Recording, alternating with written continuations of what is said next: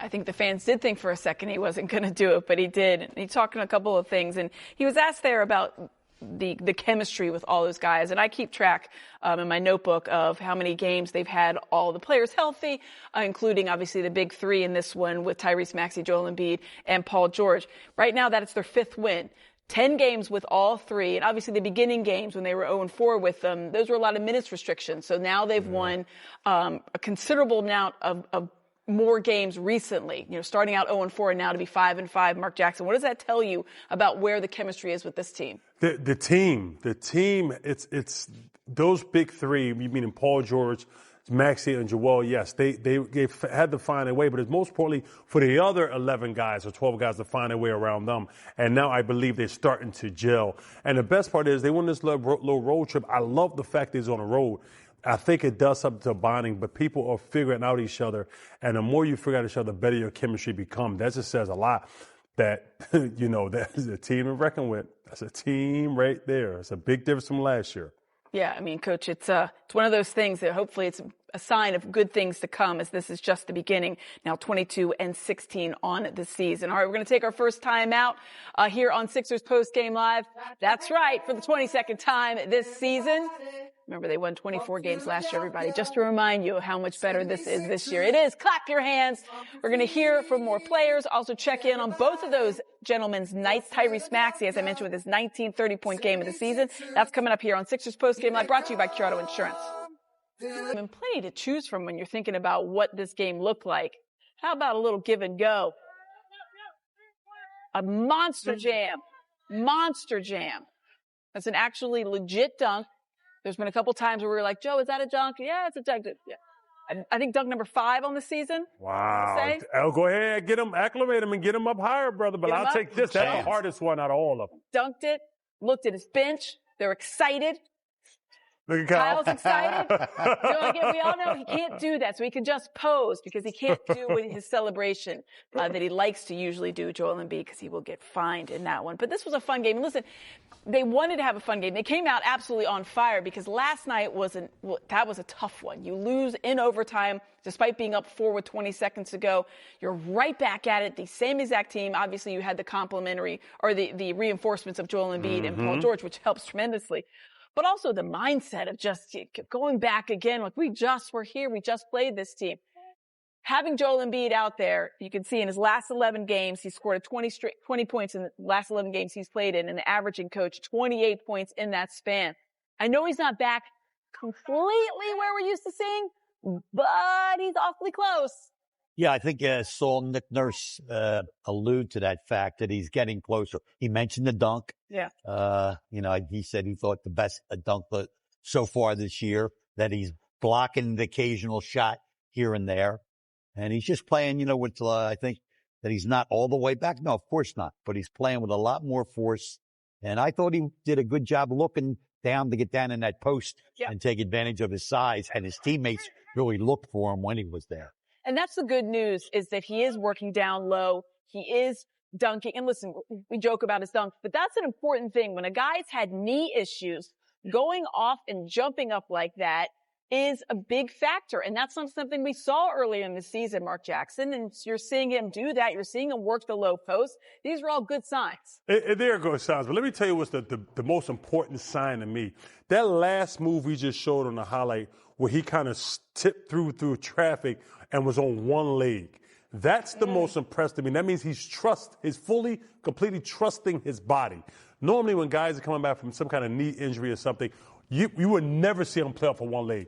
But Joel has shown time and time again as the games progress and he progresses, he doesn't mind playing off one leg, which means he's getting more and more comfortable. That should be a very scary sight for 76 opponents. Yeah, it's interesting because Joel Embiid, one thing we've noticed this season is how much more fun he's having. Listen, winning cures a lot of ills on that front, but he is enjoying it. I think he genuinely likes this team. We've heard him say numerous times about how, he doesn't feel that he has to do everything for him. He's got so many other complementary players, and it's fun. It's fun again for these guys, and I think that's translated. And it was fun for them to see their guy, Kyle Lowry, a guy that they've all known in the league. I mean, heck, some of these guys grew up watching Kyle Lowry. He's been in the league for 19 years. VJ Edgecombe's 20, so let's just think about that for a second as it sinks in. But what a great moment up there. Nick Nurse joked that the fans kept calling for Kyle Lowry, thought that maybe they weren't going to put him in, but he did get to put him in, wanted to have his own moment in there. And I liked that it reminded me a little bit when Chase Utley came back here to Philadelphia with the Dodgers. He got the PA announcer to announce him.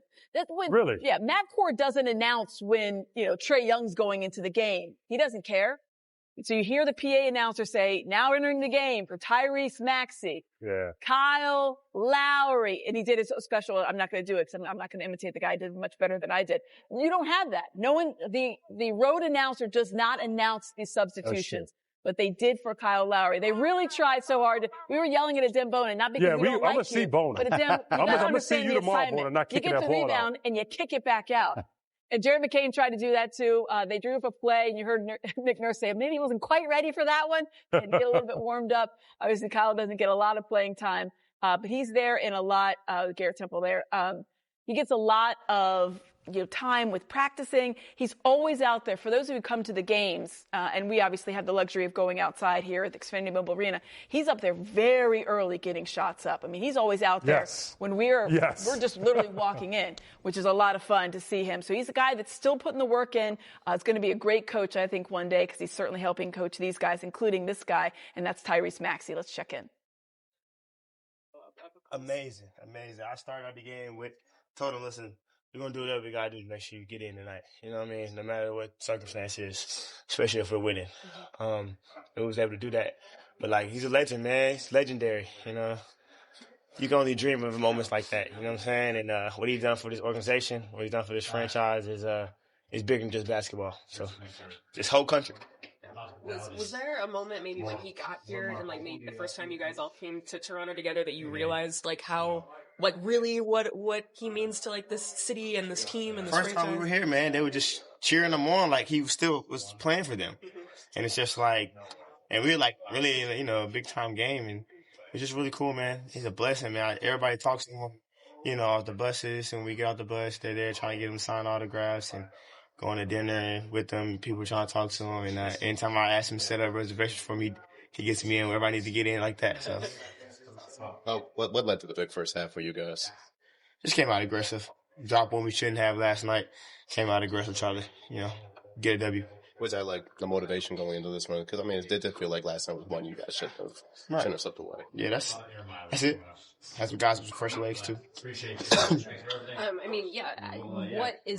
What is the take as far as sort of the preparation, the digesting film quickly? Again, this is such a unique situation where you're playing the same team on back-to-back nights. How did you guys sort of approach that? Yeah, just woke up, rested last night, got up around 11:30, watched film, did a little walkthrough, went back, got some more rest, came out here, get ready to play.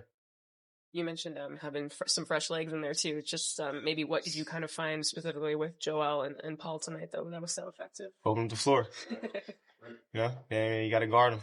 Got to guard them every single time they're on the court. And they just opened up the game for everybody else. There's been a handful of games now for you three. As Kyle, we were just saying, the floor is just so open now at this point. Is that just kind of making the game easier and the chemistry easier for you guys? For sure. And we kind of know our rotations. We know when guys are going to get the ball. We know when guys need to be aggressive. And that's the biggest thing. And you realize matchups where guys want the ball in their spots. That's big. And people always use the cliche that shooting is contagious. That first half, when you guys were shooting 80% at certain point. Last two games, we shot 20. Yeah.